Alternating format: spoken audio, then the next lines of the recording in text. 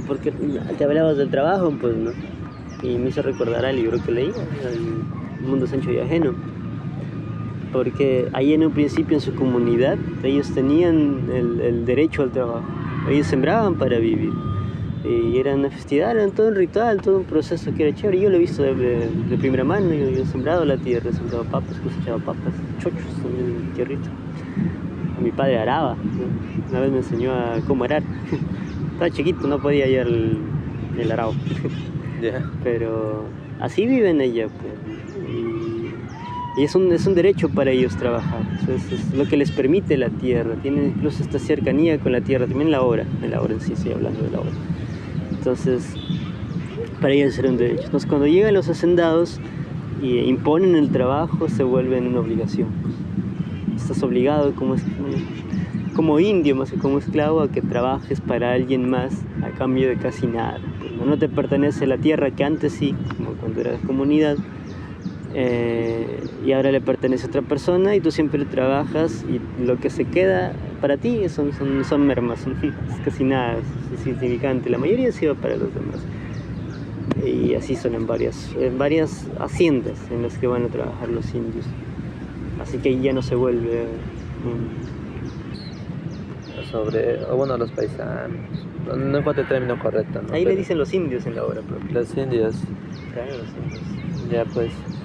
Entonces, digamos, en la obra los indios empezaron a trabajar ya para los hacendados, ¿no? Y de ahí ya es como que se transmutó la palabra trabajo, ¿no? O sea, de derecho a obligación.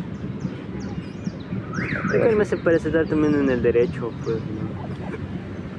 Por ejemplo, tenemos ahora lo de los derechos humanos. Todos tenemos derechos, ¿no? Derechos universales del hombre que llaman. ¿Qué es el derecho? Que son naturales, nos nacemos así naturalmente para ellos. Y lo que me hace pensar es que tal vez el derecho Me había confundido, en serio. ¿A él o no a mí? A él. Siempre está el señor por acá vendiendo sus cosas. Como vino de la nada, te estaba prestando mucha atención y hizo su aparición ahí. Sí, no, es prometido. ¿Por qué te decía? Por ejemplo, me hace pensar en que si acaso el derecho también no se impone. No sea, si alguien tiene el suficiente poder para ejercer su derecho en el mundo, eso se vuelve la norma, pues, ¿no? Y si viene otra persona con más fuerza y más poder todavía a ejercer su propio derecho, que puede ser distinto, eso también se vuelve la norma. Y me hace pensar, pues, en los derechos humanos. En realidad son así o están ahí porque la fuerza hegemónica que tiene el poder en el mundo ha establecido que sean de tal manera.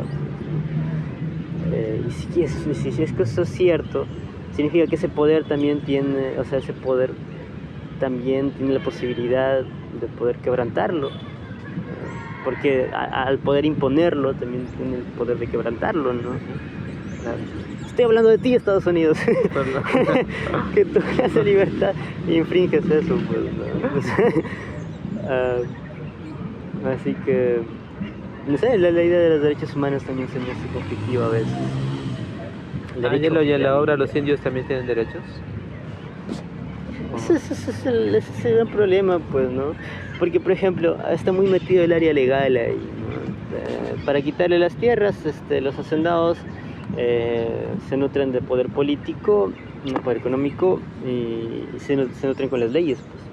Entonces, contratan los abogados para que hagan todas las peleas legales para que te apropies de tierras que pertenecían a personas que estuvieron ahí antes. Esos son los conflictos que tienen ahí. Y en base a eso, en base a artimañas de legales, le quitan sus tierras a ciertos indios que no saben leer, no saben escribir. Les enredan con las palabras que dicen, pues los abogados no entienden de lo que hablan, les marean y se salen con las suyas, pues, ¿no? Y si no tienes un buen abogado que te defienda, que era el caso de los indios, pues te quitan tus tierras y la ley lo ampara. Así que, claro, puedes decir, como ciudadano peruano en ese entonces tenías derecho, pues, ¿no? Pero también está muy ligado a la parte legal. Entonces, si legalmente le puedes quitar ciertas propiedades a otras personas, uno podría decir que tampoco esos indios tenían muchos derechos, por el hecho de que no pueden hacer ejercer su voluntad, pues uno creería yo. No pueden hacer ejercer su derecho, no tienen el poder real de ejercer su derecho, no entienden de la ley, no tienen las fuerzas policiales armadas, no tienen más herramientas, pues. Y cuando les expropian la tierra a los indios que hacen, solo lo aceptan nada más y trabajan o arman un golpe, una rebelión. Esa es la que me vaciló, pues. Por eso se llama el mundo santiagueño. En realidad sigue la historia de varios indios. Entonces, cuando pasa este suceso, incluso antes, empiezan a irse los indios por otros lados, pues, ¿no? Su comunidad era el lugar en donde sembraban sus tierras, en donde vivían normalmente. Pero, dado esto, pues, que le quitan y con la posibilidad de que puedan convertirse en esclavos y trabajar para hacendados, se van por otros lados. Algunos se van por la coca, a trabajar en hacendados de coca, donde supuestamente les pagaban más, y sufren todos los males de la coca, pues.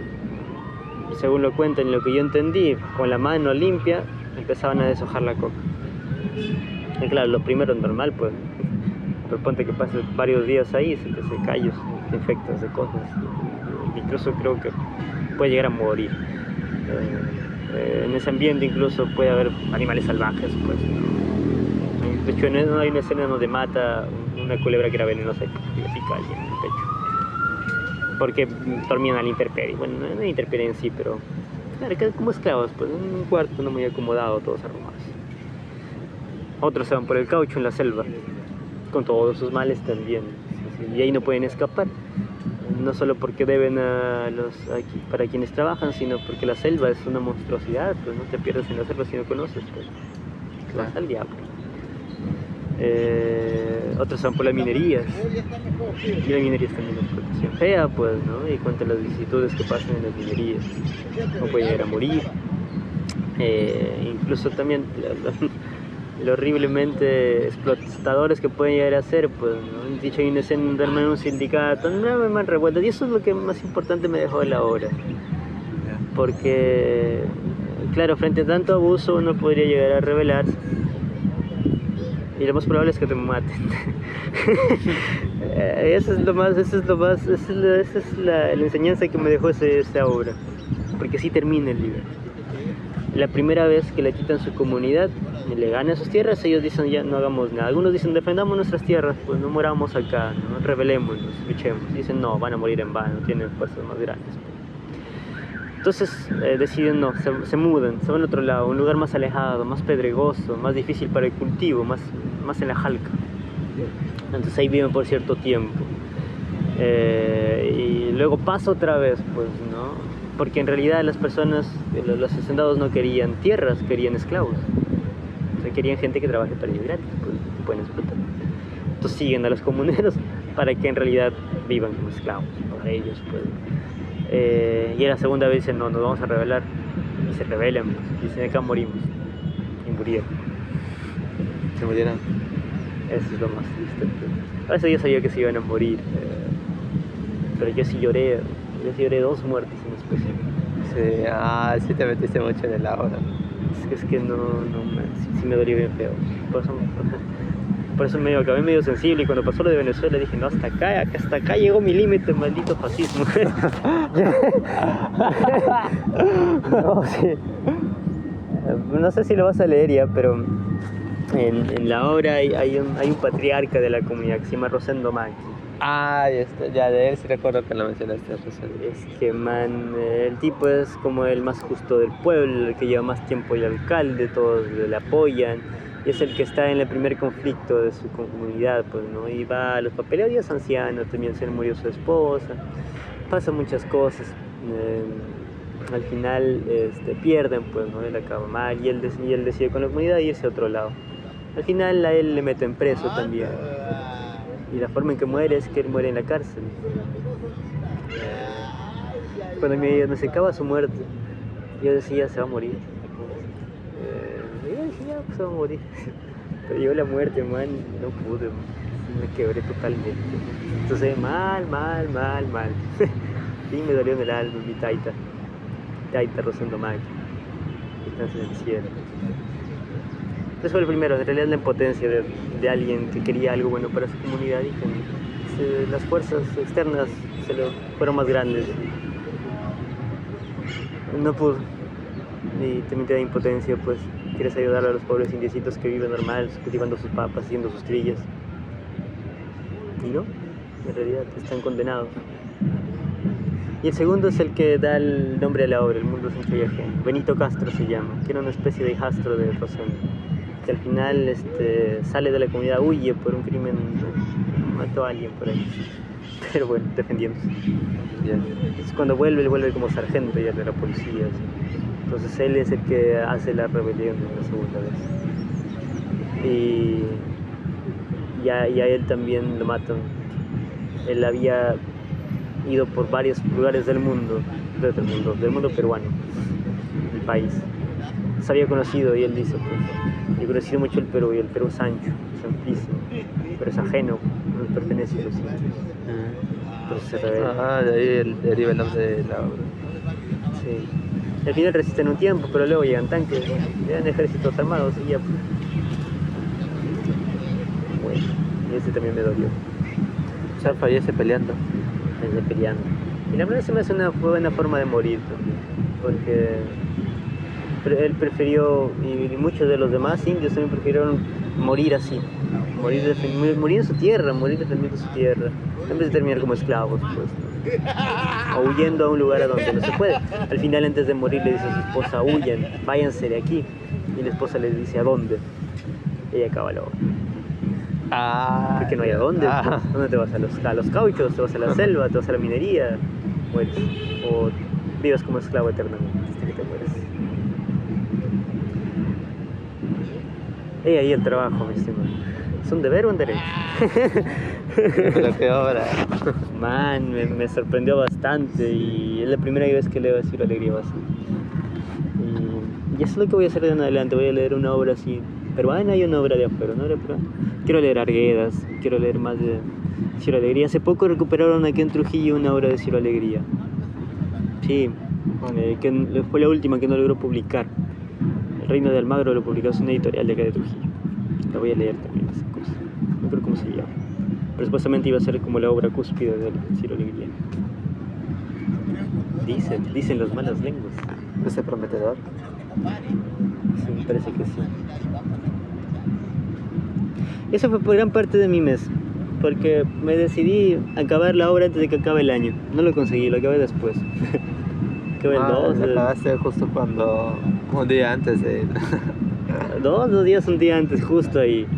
Acabo y entra a Estados Unidos con toda su prepotencia, querer el petróleo. Pero sí, eso pasó. No recuerdo si yo lo vi en un reel o si tú lo compartiste, donde Isabel Allende también... Eso es lo que te quería comentar también, porque sí, Isabel Allende, pues. Sí, Isabel Allende, sí. De hecho me llamó la atención porque en la obra que yo leí de Paula también pasa el tema de Pinochet. Creo que sí estás enterado de ese tema, ¿no? Ya Chile, pues, y Chile bonito. Sí. Y ya pues Isabel Allende siempre estaba en contra del gobierno de Pinochet. O sea, hay gente que sí está, digamos, de acuerdo, pero Isabel Allende está en contra, ¿no? Sí, como acá muchos están de acuerdo con eso, de Estados Unidos y los no tanto. Sí. Tristemente. Y me sorprendió cuando Isabel Allende también salió a compartir su opinión. La verdad no esperaba que se pronunciara al respecto. Pero no sé si eso es de ahora. O sea, sí. No sé si es de ahora, eso sí. Pero hay mucho... o sea, y eso es lo que he estado viendo últimamente. Hay mucho de pronunciamientos de antes de que sucediera eso. Por Hildebrand en sus 13, ahí pasó en un noticiero hace mucho, en septiembre, creo que fue en noviembre, que decía, es que está clarísimo, pues Estados Unidos va a invadir, ¿no? O sea, va a entrar en Venezuela. Estaban ahí bombardeando barquitos por los mares de Venezuela. Estaba ahí, pues también lo veía venir, la verdad, ¿para qué te voy a mentir? Pero claro, sin gas se le permite todo lo que quieran. O sea, acá, no sé, hay algo más preciado que quieren acá. Entonces, y venían varias personas diciendo eso. En realidad, yo sí sigo muchas personas que decían, es que va a pasar. O sea, está ahí, pues, ¿no? Cada vez estaba metiendo más y más y más y más. Condenaban a Venezuela y todo lo que quieran. Pues. Entonces, no sé si lo de Allende, lo de Isabel Allende sea reciente, porque hay mucho pronunciamiento que viene desde mucho tiempo antes, incluso años. No, lo dice Elena, creo que sí, porque. No, me parece que sí, porque ella está como que muy conectado con el caso. Sí, No, me creo que sí. sí es reciente. Lo que sí no me acuerdo es que si yo lo vi en un reel o si tú lo compartiste, o sea, en tu historia. Yo compartí un reel y terminé mi historia. Ajá, sí, sí. Sí. Ah, no, sí, sí, porque a mí me aparecía tu icono. Sí. Como a veces no tengo memoria muy. Por ejemplo, a mí me llega mucho de Gaza sobre todo, pues. Y no solo de Gaza, hay muchas cosas también pasando en otras partes del mundo, en Siria, en Irak, con mi camarada Traoré, ay, ¿cómo se llama este país? No me acuerdo. Hay uno también que está luchando con Francia, que se quiere meter a su país. No me acuerdo cómo se llama. Pero no era tanto de compartir eso, pues, ¿no? Ya con Venezuela ya llegó mi límite. Al diablo, me voy a meter más. Ya no tanto, pues, ¿no? Pero que no sé, pues. A veces también cuando callas un abuso es como dejas que el que tiene el poder de abusar, pues siga abusando.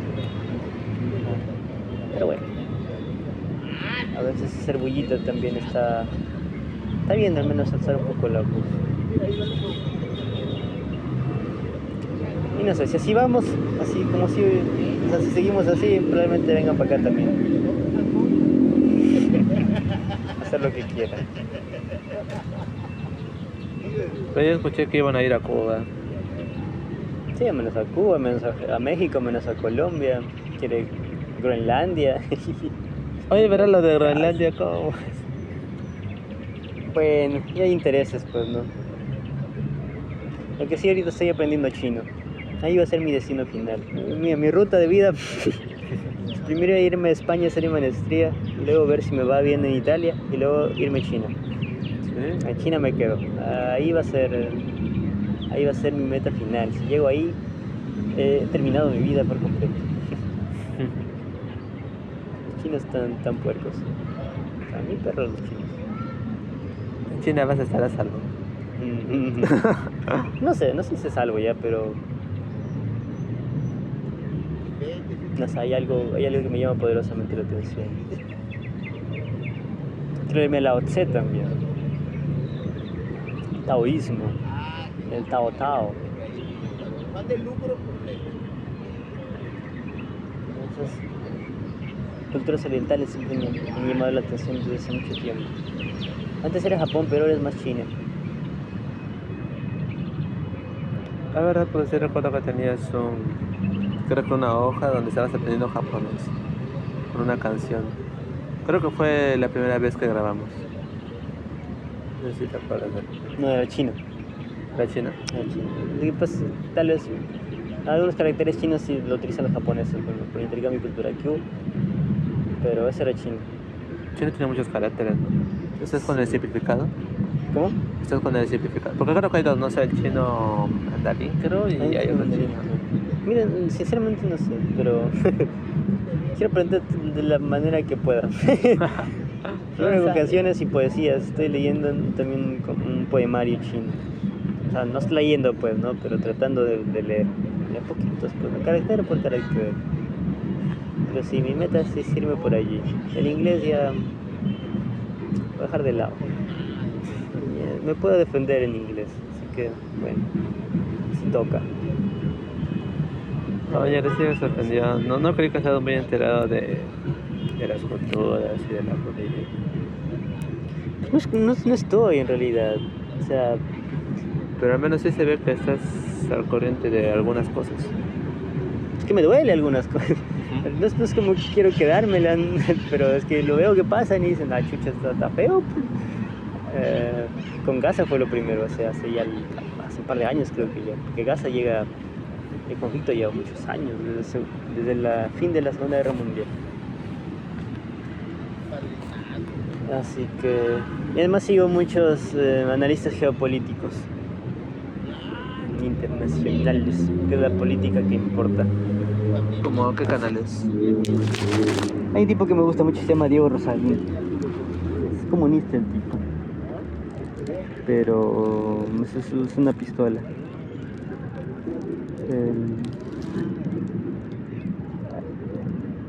De hecho, uno de sus amigos hace este tipo de formatos que te dije, que es una vez al mes, se reúne con sus amigos a hablar de lo que les pasa en la vida. Y él forma parte de uno de sus amigos, entonces se reúnen ahí, son varios, son como cinco amiguitos. Siempre son los 5, pues, ¿no? Y por eso también quiero que sea como un círculo cercano, o sea, que no entre tantas personas extrañas. No extrañas, pues, no, pero al menos que las ideas converjan un poco, pues, que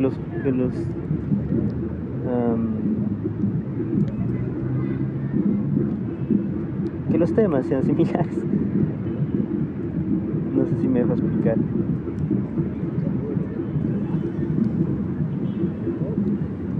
Yo antes amaba la política. ¿Y yo te qué? Antes amaba la política.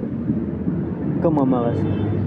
Es que hubo una clase con mi profesor de finanzas donde habló de política por primera vez. Y yo nunca he sido un tipo muy enterado con lo que pasa alrededor del mundo, ¿no? Sobre todo en mi carrera de negocios internacionales. Ya, oye, tú todavía tienes más que ver.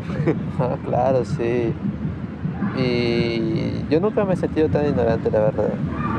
Tengo un poco de soberbia en cuanto a conocimiento se refiere. Entonces nunca me he considerado un ignorante. Yeah. Pero ese profesor se me hizo sentir como una hormiga, pues. Ay, sí, esos son los que valen la pena. Sí.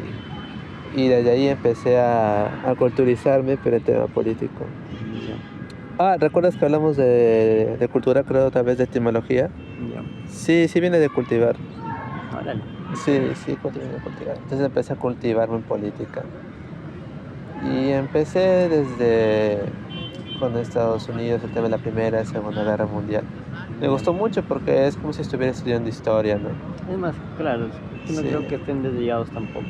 La historia de la humanidad, de los países como Suiza, Japón, Turquía, China, todo lo que es Oriente, también Occidente, como Estados Unidos, Canadá. Y bueno, a mí la verdad me encantó la política, ¿no? Porque veía cómo hay países que resurgieron de las cenizas, como Japón, por ejemplo. Como China está horrible. Sí. China vivió una época bien dura. Sí, la verdad, no sé cómo se pudieron levantar semejante golpe. El comunismo. Sí. Yeah. Recuerdo que también vi el tema de la Guerra Fría, Stalin, donde está en Estados Unidos. En la hay un libro, no sé si he leído, es 1984 de George Orwell. Es el que leí antes del Mundo Ancho y Ajeno. ¿Sí? ¿Lo ¿Sí? tienes? Sí, lo tengo físico ahí. Muy bien, muy interesante. Lo traigo si quiero otra vez porque no te mostré. No te mostré. Pero sí lo tengo. Yo termino de leer La Casa de los Espíritus y ahí me pongo al corriente. ¿Tú lees 2 obras, digamos así, paralelo? Antes eran 4, ahorita lo he reducido a 3. Pero sí lees. Sí, no miento, antes eran 5, ahorita lo he reducido a 4. Primero es algo de literatura, pues, ¿no? Como el Mundo Sencillo y Ajeno, y ahorita que es la Metamorfosis. Luego es algo de mi carrera, lo de conductismo, las bases filosóficas del conductismo. Es en lo que me quiero especializar. Estoy pensando también si leo manuales, porque quiero empezar a modificar conductas. Quiero empezar. ¿Psicología oscura? No, es la aplicación del conductismo. En realidad lo que haces en terapia es modificar conductas. Es manipular hasta cierto punto las conductas de las personas para que hagan lo que les hace sentir bien, entre comillas. O manipulaciones. Sí, al final yo creo que es eso, ¿no? No resuelven los problemas reales, que son materiales y estructurales, que van más allá del individuo, sino que les das placebos para que se sientan bien y sean funcionales en la sociedad. Es lo que creo. Entonces, bueno, eso es uno. Luego el otro estaba leyendo filosofía o psicoanálisis. Y ahorita creo que lo voy a fusionar todo en eso, y en realidad ese bloque lo voy a dedicar a leer acerca del conocimiento de la historia humana, que voy a fusionar lecturas tanto filosóficas como históricas, como económicas, pues hasta políticas y científicas, claro que sí. Y voy a empezar desde los primeros indicios, desde la historia humana, ¿sí? Desde los presocráticos con filosofía, desde las culturas antiguas referentes a la historia. Y ahí ya lo decidí, hasta llegar ya hasta donde empieza a nacer el psicoanálisis por el siglo pasado, y otra vez retomo con Freud y me voy adentrando más en los filósofos, que al final es esta idea también de literatura, pues, ¿no? Que te mencionaba hace rato, es parte de la literatura también. Y lo último es poemarios, pues, ¿no? Yo sigo con Lorca, no sé qué leer luego de Lorca, pero ahí están mis 4. Yo leí un poema de Lorca, pero no me acuerdo muy bien. Tenía que ver con la naturaleza. Sí, habla mucho. Quiero ir a Granada cuando vaya a España, si es que voy por mi maestría. Quiero ir a visitar a Granada. Creo que él nació, no sé si nació allí, pero menciona a Granada a veces en uno de sus poemas. O escribió muchos de sus poemas en Granada. Lorca. Cae bien Lorca.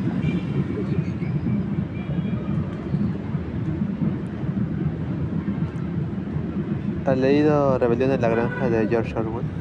Esa es otra de los pendientes. Rebelión en la Granja. 1954 ya está. Hay uno que se llama Fahrenheit no sé cuánto, el número creo. Y Mundo Feliz de Huxley. Son distopías. No, ¿verdad que es una distopía? Es como un futuro en donde todo mal es sal.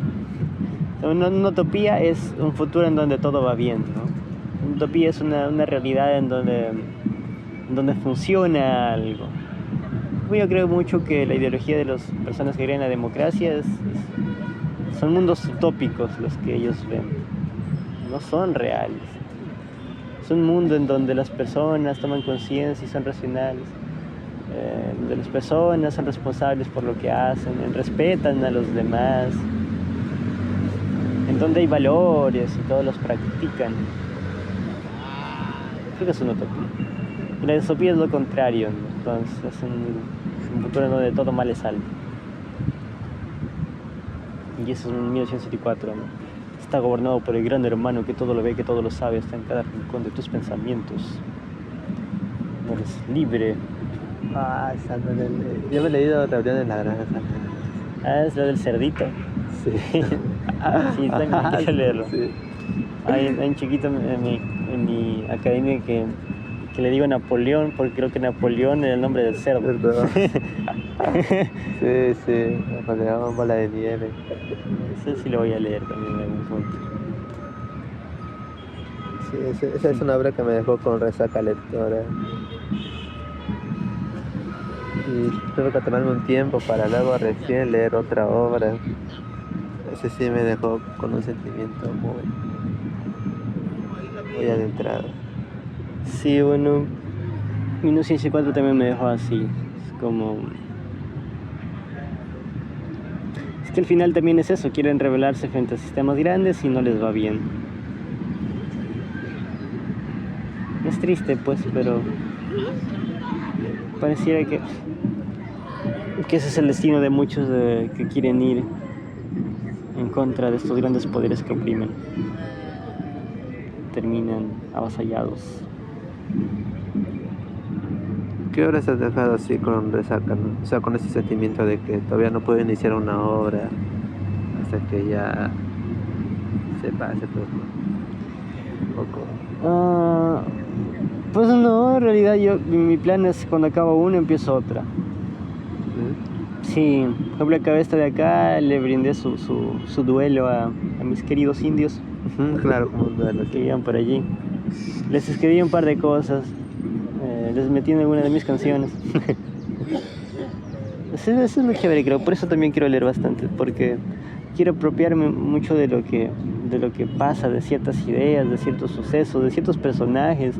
En la obra conocí a muchos tipos. Está Augusto Macchi, está Rosendo Macchi, está Benito Castro, está el Somayacta, que era un arpista. No, Somayacta no era arpista. Anselmo era el arpista que murió. Anselmo quería ser un sembrador, quería tener sus toros para sembrar sus chacras, pero no pudo porque creo que tenía una enfermedad que lo dejó paralizado, y en su dolor le pidió a su familia que le compre un arpa que vendían por ahí. Entonces se puso a tocar el arpa y tocaba muy bonito el arpa, y a eso se dedicaba. Y cuando vinieron los hacendados y se mudaron a otro lugar más alto, su cuerpo no dio. No había tocado el arpa en toda la mudanza, ni cuando había estado allí en el nuevo pueblo. Y cuando al fin fue a tocar con sus manos el arpa, murió. Ya no volvió a tocar. Ay, mi Anselmo. No hay una adaptación de repente. Debe de haber, pero acá, ¿cuándo será? Imagino que no está muy bien visto por la política en general. Hay películas acá que han censurado de otros lados, ¿sabes? Hay un director muy chévere que habla, no sé dónde es, pero habla como un indígena realmente. Y es un director de cine que tiene una película medio controversial en donde creo que hay un indígena pegándole a un sargento o algo así. Y yo también lo quiero ver. Está Retablo también. Hay muchas obras acá, solo que no son muy conocidas y son censuradas porque no favorece a estos discursos generales políticos, pues, ¿no? De que son terroristas los indios y que por allá cucho y terrorismo y no sé qué más cosas. Bueno, hay gente todavía indígena muriendo de frío en lugares apartados. Sí, por allá hace un frío. Hay una película de eso también, no recuerdo cómo se llama, pero se trata de dos viejitos que viven en lo alto y están alejados de la ciudad y termina con ellos yéndose, no se sabe a dónde, de su lugar. Huiñaypacha se llama. Huiñaypacha se llama esa obra. Quiero leerlo. Yo cuando vi el resumen nomás me derramé lágrimas. ¿Cómo será cuando vea la obra en sí? ¿De quién es la obra? Era un autor, era un director que ya murió, maldita sea. ¿Cómo murió? ¿Por qué murió? Tantas películas que pudo haber hecho el man. Creo que murió, no sé si es el mismo. Pero hay un director que ya murió, que hacía obras así, películas así.